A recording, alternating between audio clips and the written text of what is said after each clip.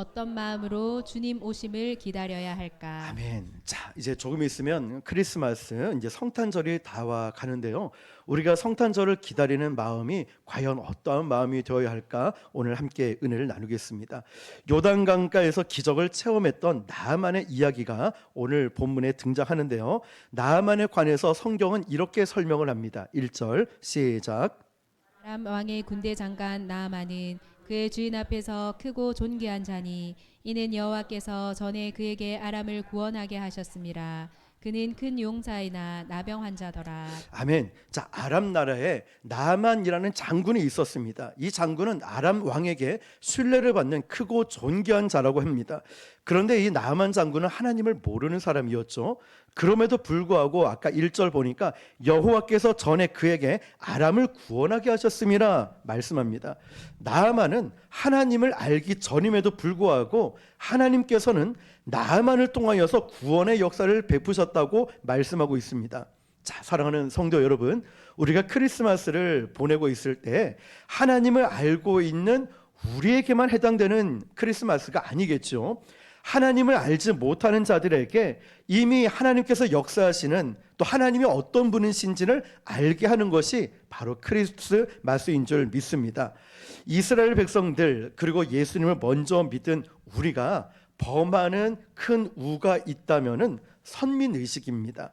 다시 말하면 하나님이 나만 택하셨어, 우리만 택하시고 우리와 함께 하시지 저 이방 사람들, 하나님을 믿지 않는 사람들과는 함께 하지 않을 거야, 이런 선민의식을 우리가 가질 때가 있죠. 그런데 성경은 분명하게 이렇게 얘기하고 있습니다. 하나님께서 저와 여러분을 택한 것은 맞지만 하나님을 알지 못하는 저 모든 사람들에게도 독생자 아들을 보내주셨다는 것이죠. 그래서 우리가 잘 알고 있는 요한복음 3장 16절에도 하나님이 세상을 이처럼 사랑하사 독생자를 주셨으니 이는 그를 믿는 자마다 멸망하지 않고 영생을 얻게 하려 하심이라. 아멘. 하나님께서 저만, 여러분만 사랑한 것이 아니라 이 세상을 모두를 사랑하셨다는 말씀입니다. 여러분, 오늘 하나님께서 나아만의 역사하심으로 인하여 굉장히 중요한 사건 하나가 일어나게 되는데요. 그게 무엇일까요? 나아만 장군이 나병에서 낫게 되는 기적을 체험하게 되죠. 그러나 이것보다 더 중요한 게 있습니다. 나아만 장군은 하나님을 인격적으로 만나게 되었다는 것이죠. 이게 병고침을 받는 것보다 훨씬 더 큰 기적이자 중요한 사건이라는 것입니다. 어떤 아버지가 이 자기 어린 아들을 한강에서 집어 던지려고 합니다. 자, 그러면 이 장면을 본다면 사람들이 뭐라고 할까요? 저 아버지 미친 사람 아니야. 아니, 어떻게 아들을 저 한강에 던질 수가 있어? 미친 거 아니야? 라고 보편적으로 이야기를 할 것입니다. 그런데 바로 그 미쳤다고 말하는 아버지의 모습이 우리 하나님 아버지의 모습이었다는 거예요. 하나님 아버지의 모습이 저와 여러분을 사랑하셔서 독생자 아들 예수 그리스도를 이 땅에 보내주신 것, 이것이 바로 크리스마스입니다. 오늘 우리가 그 하나님의 사랑이 나에게서 고백될 때 우리는 이 크리스마스를 하나의 이벤트나 프로그램이나 아니면 즐기는 공휴일로 보내는 것이 아니라, 야, 이렇게 귀중한 날이었구나, 나같이 아무것도 아닌 나를 위해서 예수님이 이 땅에 오셨고 하나님은 독생자 아들 예수 그리스도를 이 땅에 보내주셨구나, 굉장히 큰 의미로 우리에게 다가올 것입니다. 제가 영화가 문득 기억이 났는데요, 2002년도에 설경구 주인공으로 나온 공공의 적이라는 영화가 있습니다. 그런데 그 영화에 보면은 이 나쁜 아들이 있었어요. 엄마와 아빠를 재산 때문에 아빠를 먼저 칼로 죽이고 그 다음에 엄마를 막 죽이려는 이 찰나에 이 엄마가 이 아들이 찔리는 이 찰나에 아들이 그 칼을 하다가 자기 손톱을 이렇게 찌르면서 엄마를 찌르게 된 거예요. 엄마는 칼에 찔린 상태에서 그 무언가를 애써 씹어먹고 넘기게 된 겁니다.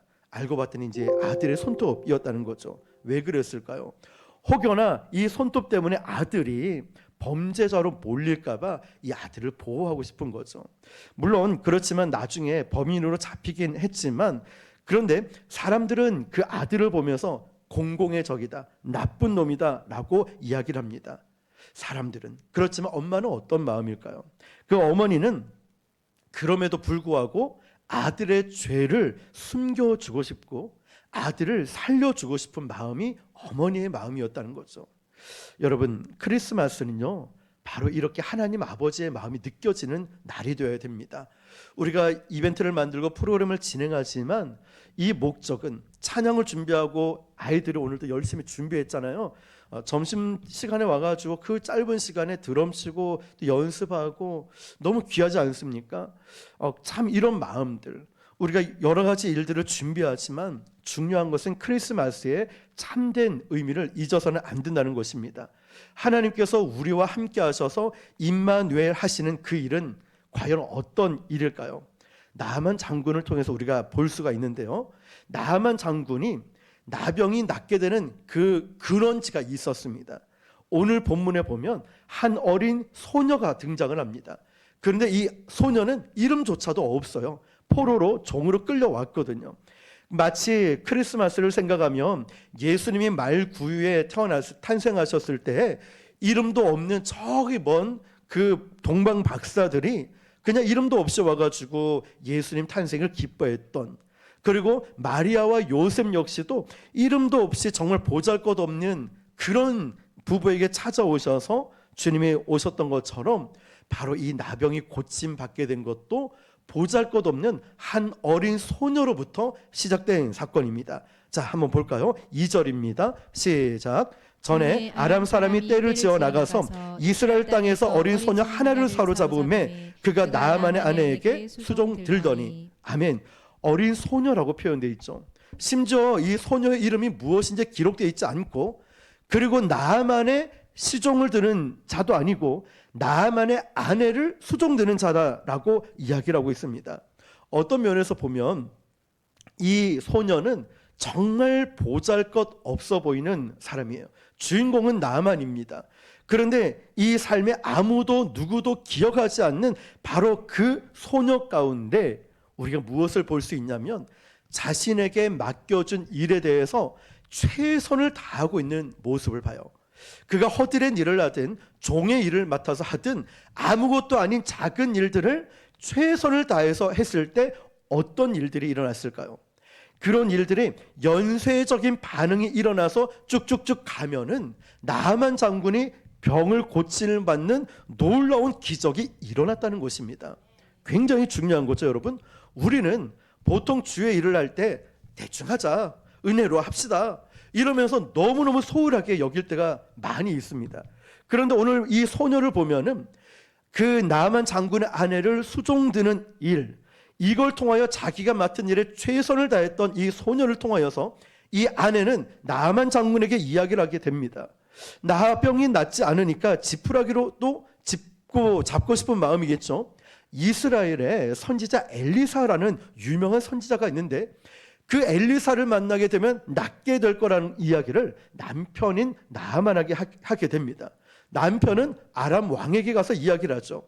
그런데 아람 왕이 그렇게 신뢰하고 있는 장군이기 때문에 아람 왕이 이렇게 얘기합니다. 그래? 그럼 가봐. 내가 너를 보내는데 가만히 있을 수는 없지. 편지도 쓰고 예물을 준비해서 보내게 됩니다. 5절, 6절입니다. 시작. 아람 왕이 이르되 갈지어다. 이제 내가 이스라엘 왕에게 그를 보내리라 하더라.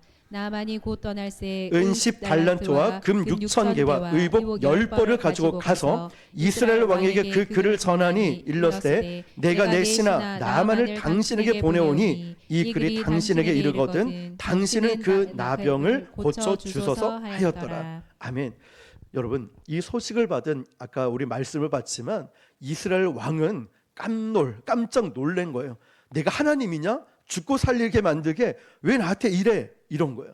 그런데 아람 왕은 편지를 썼을 뿐만 아니라 큰 선물을 주면서 너 고쳐내 라고 이야기를 하는 거죠.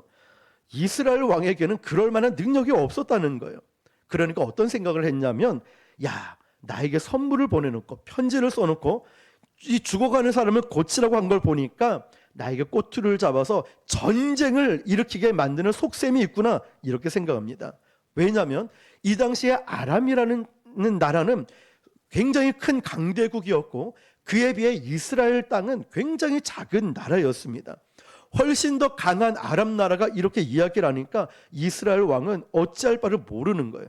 자, 그 다음에 어떤 일이 일어나냐면 7절 8절입니다. 시작. 이스라엘 왕이 그 글을 읽고 자기 옷을 찢으며 이르되 내가 사람을 죽이고 살리는 하나님이냐? 그가 어찌하여 사람을 내게로 보내 그의 나병을 고치라 하느냐? 너희는 깊이 생각하고 저 왕이 틈을 타서 나와 더불어 시비하려 함인 줄 알라 하니라. 하나님의 사람 엘리사가 이스라엘 왕이 자기 옷을 찢었다함을 듣고 왕에게 보내어 이르되 왕이 어찌하여 옷을 찢었나이까? 그 사람을 내게 오게 하소서. 그가 이스라엘 중에 선지자가 있는 줄을 알리이다 하니라. 아멘. 자, 여러분, 여기까지 이루어진 일들을 보면 내 삶에 어떻게 이 말씀을 적용할 수 있을까요? 먼저 첫 번째는 어린 소녀의 모습을 보십시오.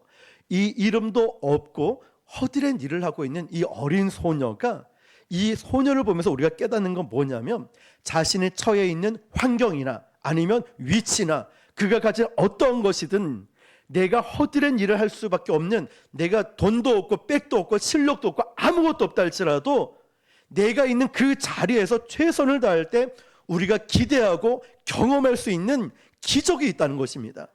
그러니까 여러분, 하나님의 섭리를 믿는 사람들은요 항상 삶의 방식이 있습니다. 무엇일까요? 하찮은 일이라 할지라도 하찮게 여기지 않는다는 거예요. 아무리 작은 일을 한다 할지라도요 이걸 작은 일처럼 하지 않아요. 하나님이 나에게 맡겨주신 일이다라고 믿음을 가지고 한다는 것입니다. 지금 나에게 맡겨준 이 일을 최선을 다하고 할 때 그것이 바로 하나님의 섭리를 믿는 사람들이에요. 우리 옆 사람에게 한번 이렇게 고백합시다. 우리가 맡겨진 일에 최선을 다합시다. 그것이 기적의 시작입니다. 그렇습니다, 여러분. 이 한 소녀를 보면서 우리가 알 수 있는 건 하나님께서 나에게 맡겨주신, 그리고 하나님의 섭리를 믿기 때문에 그 다음의 기적을 기대할 수 있다는 것입니다. 여러분, 여러분은 하나님의 섭리를 믿으십니까? 정말 하나님의 그 섭리를 믿으십니까? 우리는 하나님을 믿고 있으면서도 어떤 분들은 하나님의 섭리를 믿지 않고 살아가는 사람들이 있습니다. 저도 여러분도 한번 점검을 해 보자고요. 그냥 될 대로 돼. 다른 사람 누군가가 하겠지. 꼭 내가 아니더라도 하겠지라는 마음. 그런데 하나님이 우리를 부르셨을 때, 하나님께서 우리에게 생명을 주셨을 때는 이유가 있어요. 바로 이 목사를 통해, 여러분을 통하여 하나님이 하시고자 하는 뜻이 있다는 것입니다. 그렇다면 내가 이것을 믿는 사람이라면 그 믿음에 합당한 삶을 살아야 되는 줄 믿습니다. 하나님을 믿는 사람들은요 이 인생을 허비하지 않아요. 나에게 어떤 일을 맡기시든 간에 하나님이 나에게 맡겨주셨기 때문에 헛되게 보내지 않는다는 것입니다. 여러분에게 저는 어떤 일들이 지금 일어나고 있는지는 잘 모릅니다. 하나님께서 여러분을 통하여 어떠한 일들을 행하실지도 모르지만 중요한 것은 이거예요. 나는 하나님의 섭리를 믿고 있는가라는 거예요. 여기에 대해서 여러분 아멘, 그렇습니다, 저는 하나님의 섭리를 믿습니다라고 정확하게 확실하게 고백할 수 있겠습니까? 혹시 여러분의 삶이 내 계획대로 되지 않을 때가 있잖아요. 나는 이 길을 가고 싶은데 왜 길이 열리지 않을까? 나는 저 사람을 만나고 싶은데 왜 만남이 이루어지지 않을까? 여러 가지 계획이 있는데 이게 다 틀어져 버렸어요. 만약에 그 이루어지지 않았습니다. 그때 여러분 고백할 수 있을까요? 그래도 하나님의 섭리가 있어 라고 고백할 수 있을까요? 자, 여러분, 오늘도 우리가 점심때 조금 당황하지 않으셨습니까? 그런데 오늘 말씀에 대입이 되더라고요. 말씀에 분명히 하나님의 뜻이 있을 거야. 우리가 어제까지 제가 통화를 하면서 주보에 넣기 전에 분명히 그분들이 약속 지키고 11시 50분까지 통화하고 나서 카톡도 정확하게 보냈습니다. 증거 자료가 또 필요해서. 왜냐? 그 전에 이런 분들 많이 연락 왔어요. 제가 다 잘랐어요. 그냥 이런 분들 다 어떤 사람인 줄 아니까. 그런데 이분들은 꾸준하게 연락을 하면서 어제까지 통화가 잘 되어서 이제 확신을 갖고 있고 주보에도 냈었죠. 그런데 오지 않고 연락도 안 됐잖아요. 말씀에 대입을 해보는 거예요. 분명 하나님 뜻이 있을 거야. 어떤 뜻인지 몰라도 아마 그분들의 물건을 막 팔아서 어떤 분은 귀가 얇아서 막 살지도 모르고 절대 그런 일이 없어야 되는데, 저는 이것마저도 이런 생각이 들었습니다. 하나님의 섭리가 있을 거야. 여러분 인생 마찬가지예요. 내 계획대로 되지 않을 때 하나님의 섭리가 있을 거야. 하나님께서 내가 가고자 하는 길이 아니라 다른 쪽으로 인도하신 하나님의 뜻이 있을 거야 라는 것 말이에요. 여러분, 저는 종종 말씀드리지만 우리 교회가 부곡동에 있었을 때 잊지 못하는 큰 사건이 있습니다. 그게 뭐냐면 스님의 그 괴롭힘이 심했어요. 이제 소리가 위로 올라가고 냄새도 올라가고, 그리고 새벽에 기도하면 스님이 무서워서 잠을 못 잔다 이러고, 또 밤에 또 기도하자고 하니 이 스님도 또 일찍 주무셔야 되는데 잠을 못 자고, 막 여러 가지 일들이 있었어요. 그래서 저는 어떻게 했냐면 수개월 동안에 교회 이전할 건물들을 얼마나 많이 돌아다니면서 알아봤는지 몰라요. 그런데 꼭 그럴 때마다 예상치 못한 일들이 일어났어요. 근데 예상치 못한 일은 우리가 생각하는 좋은 일이 아니라 안 좋은 일이에요. 교회는 안 됩니다. 정말 좋은 건물인데 너무 비싼 거예요. 그런데 꼭 이렇게 우리가 흔히 기도해서 어떤 귀인을 만나서, 믿음 좋은 사람 만나서 헌금을 막 이만큼 해주고 건물을 지어주고, 이런 일들은 일어나지 않고 오히려 안 됩니다, 못합니다, 이렇게 쫓겨나기도 하고 힘든 일들이 있었는데 제 마음속에 이런 확신은 있었습니다. 핍박이 심하고 거절이 심하고 힘든 어려움들이 왔을 때 우리가 새벽이 동이 트기 전에 더 어둡다고 말하듯이 분명 하나님 뜻이 있고 하나님의 섭리가 있을 거야, 이런 확신은 있었습니다. 그런데 놀랍게도 수개월 동안 기도하면서 건물을 알아봐도 안 되었던 게 어느 순간 여기를 소개받고 알게 되었는데 일주일도 안 돼서 모든 과정이 끝나버렸어요. 월요일인가 제가 와서 보고 수요일날 성도들에게 이야기를 했는데 바로 그냥 그 다음 월요일에 주일 예배 드리고 월요일에 이사를 와 버렸으니까요. 순식간에 모든 일들이 이루어져 버렸어요. 그 힘든 와중에도 이런 확신이 있더라고요. 내 계획대로 되지 않아도 하나님의 섭리가 있을 거야. 하나님이 세우신 교회, 하나님이 세우신 주의 종, 하나님의 사랑하시는 우리 성도들을 이렇게 길바닥에 내앉게, 이렇게 힘들게 내버려 두지 않을 거야, 확신이 있었다는 거죠. 여러분, 힘들긴 했지만 이런 확신을 우리가 갖는 거 말입니다. 한 달 전쯤에 경기도 파주에 계신 어떤 목사님이 연락이 왔습니다. 그런데 이분은 개척한 지 6년이 이제 넘어가는 시점인데 목회가 굉장히 힘들어서 침체될 때 누가 저를 소개를 해줬다며 연락이 왔습니다. 그러면서 이 목사님에게 제가 목회를 하면서 또 사역을 하면서 경험했던 부분들을, 많은 부분들을 정보도 주고 자료도 주고 이야기를 나누는데 얼마 전에 페이스북 보니까 이 목사님이 이런 글을 남겼더라고요. 생각지도 못하게 하나님께서 부산에 계신 어떤 목사님을 만나게 해주셨고 이제 내가 목회의 큰 돌파구를 찾아서 다시 일어나려 합니다 라는 글이었어요. 저는 목사가 돼서 목회를 하면서 가장 보람을 느끼는 것 중 하나가 나로 인하여서 누군가가 변화될 때였습니다. 헌신이 이런 거라고 했죠. 내가 열심히 헌신하지만 나만 열심히 하는 것이 아니라 내 헌신이 그 순수한 열정을 할 때 내 주변 사람들이 나를 보면서 도전을 받고 변화받을 수 있는 것이 진정한 헌신이라고 했죠. 여러분, 오늘 본문에 나오는 이 한 소녀를 보십시오. 아무도 주목하지 않는 소녀였어요. 그리고 이 소녀는 이름도 없고 정말 허드렛 일을 하는 소녀였지만 나만이라고 하는 그 아람 지역에 굉장한 영향력을 끼치고 있는 장군의 삶을 바꾸는 역할을 감당했다는 거예요. 이 한 소녀는 대단한 권력과 힘이나 물질을 가진 사람도 아니었어요. 그냥 나에게 맡겨준 일을 최선을 다해서 섬기고 있었습니다. 그런데 나만의 기적은 바로 한 소녀로부터 시작됐다는 거예요. 그러므로 우리가 내가 뭐 돈이 있어야, 빽이 있어야, 실력이 있어야, 아니요. 그것이 아니라 나에게 맡겨준 일, 주께서 주신 일들을 묵묵히 감당하다 보면 이게 기적의 출발점이 된다는 것입니다. 우리가 하나님의 섭리를 내가 믿는다면 나에게 일어나는 일 가운데 내가 어떻게 믿음으로 살아갈 수 있을까? 이것을 오늘 말씀을 듣고도 내가 어떻게 믿음으로 살아갈 수 있을까? 이걸 우리가 고민하고 기도해야 된다는 것입니다. 자, 이제 나아만은 엘리사에게 나아가게 되고 엘리사는 나아만에게 이렇게 얘기합니다. 저기 요단강에 가서 7번 씻으라고. 그러니까 나아만이 생각하기에는 야, 저 요단강에 가서 7번을 씻으면 낫는다고? 말도 안 되는 소리예요. 말도 안 되는 소리.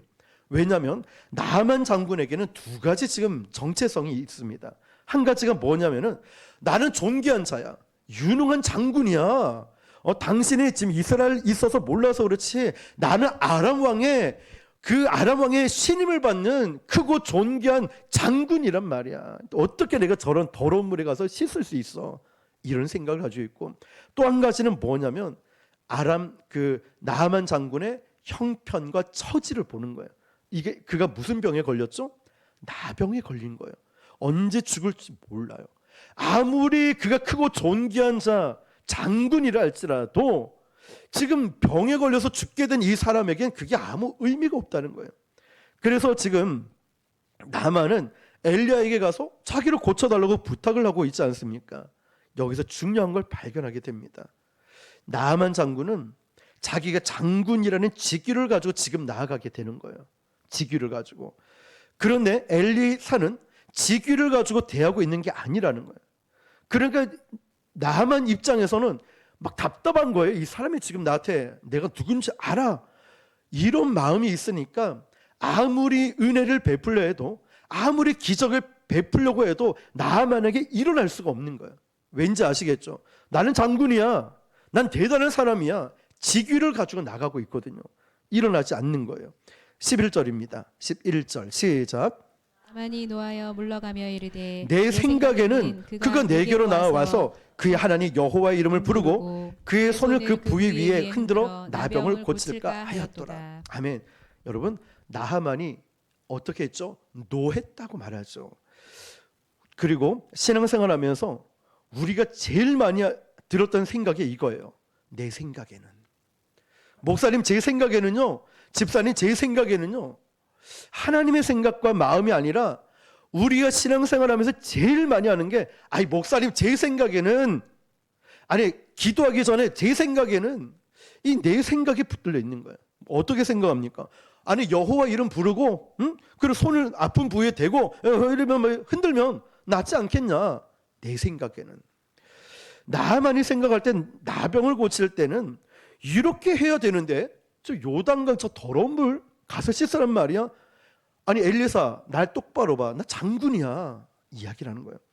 엘리사가 장군을 어떻게 대하는지 몰라서 그러나 본데 당신 나한테 그러면 안 돼. 이야기하는 거예요. 이게 나만 장군의 생각이라는 거예요. 여러분, 임마누엘 하나님, 우리와 함께 하시는 하나님은요, 이 크리스마스 가운데 우리 가운데 역사하시기 위해서는 지금 저와 여러분이 가지고 있는 물질적 재산이나 어떤 세상의 직분이나 위치가 중요한 게 아니에요. 주님을 기다리고 있는 우리가 세상적인 직분을 가져오고 세상적인 직위를 가져오고 권력과 힘을 가지고 오면서 내가 세상에서 누군지 알아, 이렇게 오는 게 아니라는 거예요. 주님 앞에 나올 때는 나의 연약함, 나의 죄됨을, 죽었던 내 죄를 가지고 주님 앞에 겸손히 나아가야 됩니다. 이걸 지금 말씀하고 있는 거예요. 우리의 신분도 내려놓고요, 우리의 경험도 내려놓고 하나님 앞에 우리의 방법들, 나의 자존심도 하나님 앞에 내려놓고, 하나님, 제가 이런 자입니다. 나아만 장군처럼 난 나병에 걸려서 나 죽게 되었습니다. 하나님 아니면 소망이 없고 답이 없습니다. 이런 마음으로 가야 우리가 크리스마스 성탄절을 맞이할 수 있는 것입니다. 제가 예전에 저희 아버지 장로님과 어디를 가면은 항상 좀 부담스러울 때가 참 많습니다. 식당을 가잖아요. 그럼 음식을 잘 시켜 밥을 먹으려고 하는데 그 사장님하고 친하면은 우리 아들이에요, 아들. 거기 괜찮아요. 거기까지 아들 맞으니까, 또 아들이니까 그 괜찮은데, 그러고 나서 목사예요, 목사. 이러면 그때부터 얹히는 거예요. 밥을 못 먹겠는 거예요. 눈치가 보이고 왜 이렇게 신경 쓰이는지 몰라요. 병원에 진료를 가잖아요. 그럼 아버지 진료할 때도 간호사 친한 분에게 우리 아들이라고, 그 아버지가 아들을 자랑스럽게 여길 수 있겠죠. 근데 목사라고 이러면 또 얼마나 목소리부터 걸음걸이부터 신경 쓰이는지. 제가 진료를 받으러 가잖아요. 환자잖아요. 그러면 같이 한 번씩 가면은 그냥 가만히 그냥 보호자로 계시면 되는데, 우리 아들인데 목사님이야, 목사.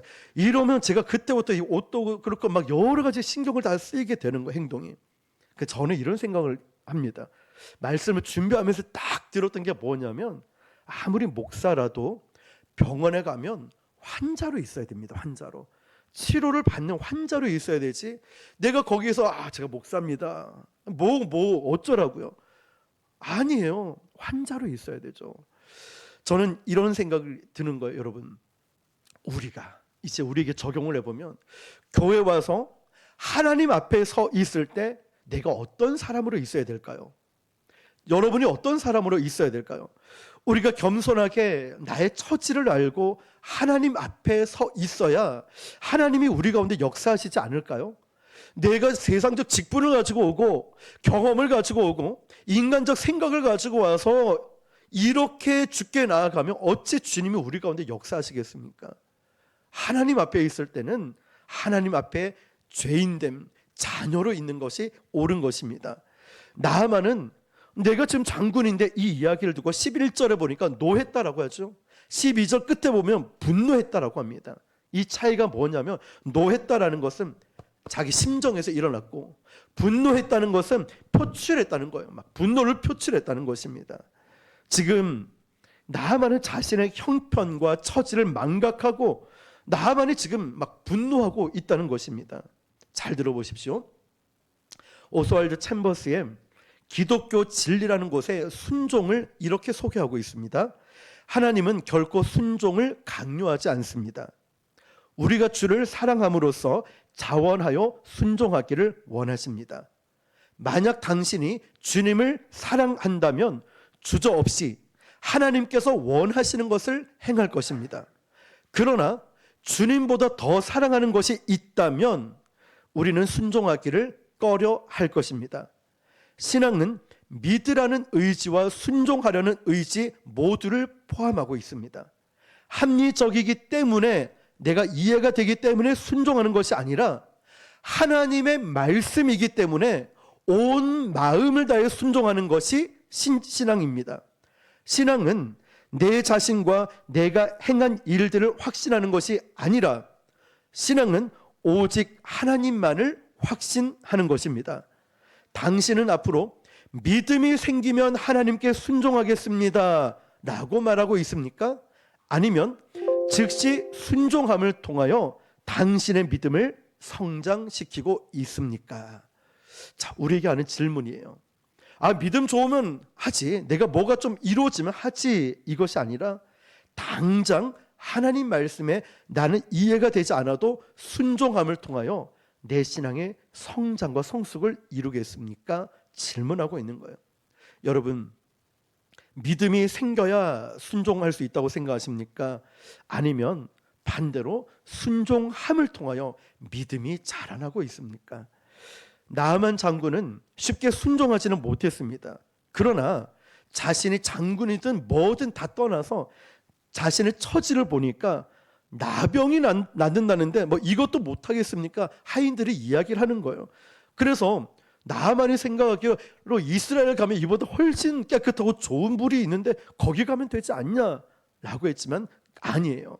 엘리사가 말한 대로 요단강에 들어가서 7번 몸을 씻고 나가서 결국 아이살처럼 깨끗하게 고침을 받습니다.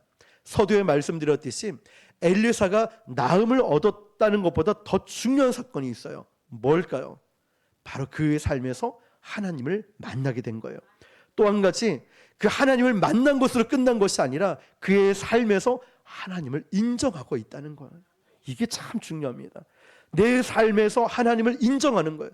밥을 먹을 때든 운전을 할 때든 공부를 할 때든 내가 무엇을 하든지 내 삶의 주인은 하나님이십니다. 하나님이 나와 함께 하십니다. 삶에서 인정했다는 사실. 18절 19절입니다. 시작. 오직 한 가지 일이 있사오니 여호와께서 당신의 종을 용서하시기를 원하나이다.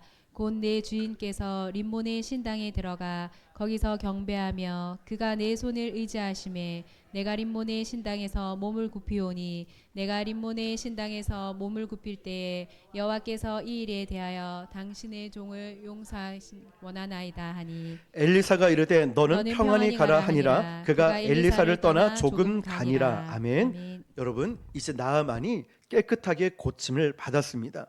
그런데 고침을 받은 것으로 끝나는 것이 아니라 나아만은 이걸 깨달았어요. 아, 하나님은 이런 분이시구나. 하나님은 살아계시는구나. 하나님은 나와 함께 하시는 분이시구나. 이제 나아만 장군은 자신의 삶에서 하나님을 인정하기 시작합니다. 그래서 그때 엘리사에게 지금 뭐라고 얘기하냐면, 엘리사 선지자님, 죄송한데 제가 이제 나음을 받고 이제 하나님을 알고 하나님을 믿고 살아가려 합니다. 그런데 제가 아람 나라로 다시 돌아가면 아람 왕이 림몬 신을 섬기고 있습니다. 그런데 아람 왕이 저를 완전 신임을 하고 있기 때문에 아람 왕이 림몬 신 앞에 절을 하게 되면 아람 왕을 부축해서 절을 하게끔 도와주다 보면 저도 림몬 신 앞에 같이 굽여서 이렇게 허리를 숙여서 이렇게 도와줄 수밖에 없습니다. 하나님 앞에 너무 죄송합니다. 제가 다른 우상 숭배를 하지 않을 건데 부득불 이럴 수밖에 없는 상황인데 하나님 앞에 죄송한데 어떻게 하면 좋겠습니까? 라고 엘리사에게 얘기하죠. 엘리사가 뭐라고 얘기합니까? 평안히 가라. 평안히. 여러분, 이해가 되십니까? 우리가 살아가는 이 세상은요, 림몬 신이 섬기는 세상이에요. 아람 왕이 섬기는 림몬 신, 우상 숭배가 만연해요. 직장에 가도 사업을 무엇을 할 때 대신 머리를 놔두고 돈을 꽂아가지고 술을 마시고, 회식 자리에서 술, 예전처럼은 권하진 않겠지만 그런 세상적인 이야기, 그리고 정직하게 믿음으로 살아가려는데 자꾸만 유혹들이 오기도 시작합니다. 자, 여러분, 이럴 때 어떻게 해야 될까? 이런 질문들이 우리에게 있지 않습니까? 아니, 이럴 때 어떻게 해야 됩니까? 믿음으로 살아가야 되고 신앙을 지키고 살아가야 되는데 어떻게 살아가야 합니까? 자, 여기에 대한 대답이 오늘 읽었던 엘리사가 평안히 가라, 여기에 담겨져 있습니다. 무슨 말이냐면, 여러분, 우리는 하나님을 믿으며 살아갑니다. 아멘이시죠? 하나님이 내 삶의 주인임을 우리는 고백합니다. 그리고 오늘 나누었던 말씀처럼 하나님의 섭리도 우리가 믿고 있습니다. 내 계획대로 되지 않아도 믿어요. 그러면 우리가 세상 속에 아무리 림몬신 뿐만 아니라 세상 우상이 있다 할지라도 우리가 어떻게 하면 좋겠습니까? 라고 이야기를 한다면 엘리사처럼 분명 주님은 평안히 가라 라고 말할 거예요. 왜 그럴까요? 우리가 어디를 가든지 임마누엘 하나님이 함께 하시기 때문이에요.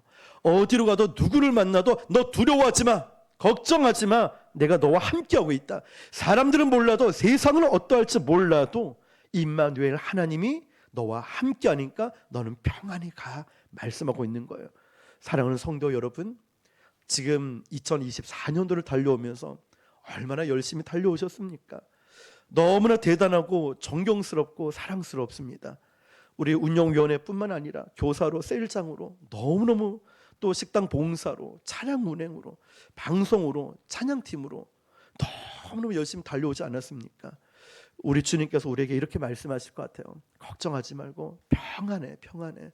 내가 너와 어디로 가든지 내가 너와 함께 할 거니까 걱정하지 말라고. 우리 그 주님은요, 오늘뿐만 아니라 앞으로도 함께 하실 것입니다. 우리 그 주님을 신뢰하시면서 기적의 출발은 한 소녀의 허드렛 일부터 시작됐어요. 대단한 걸로 시작된 것이 아니고, 그리고 나만 장군이 자신의 권위, 세상적인 거 딱 내려놓고 자신은 은혜 받아야 될 자격, 은혜가 필요한 자는 자신의 처한 상황을 보고 온전히 맡겼을 때 그에게 기적이 일어났고, 진짜 기적은 고침받는 게 아니라 그의 삶에서 하나님을 인정하며 살아냈다는 사실이에요. 오늘 저와 여러분들이 그런 믿음으로 살아갈 때 임마누엘 하나님과 동행하며 승리하시기를 주님의 이름으로 축원합니다. 기도하겠습니다. 오늘 주신 말씀을 붙들고, 하나님, 제가 한 해를 뒤돌아보면서 그리고 앞으로 성탄절을 기다리면서 제가 어떠한 마음으로